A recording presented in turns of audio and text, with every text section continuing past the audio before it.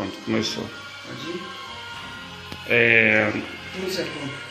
A senhora ainda está comprando telecena? Ah, mas eu compro, mas não ganho nada.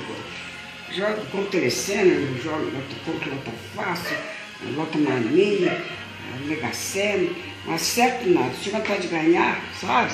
Mas não para mim, para me ajudar os outros. Verdade mesmo, verdade mesmo. Se eu ganhasse um dinheiro bom mesmo, eu não queria nada para mim, não. Eu queria ajudar os outros. Manda uma mensagem pro Silvio Santos, então.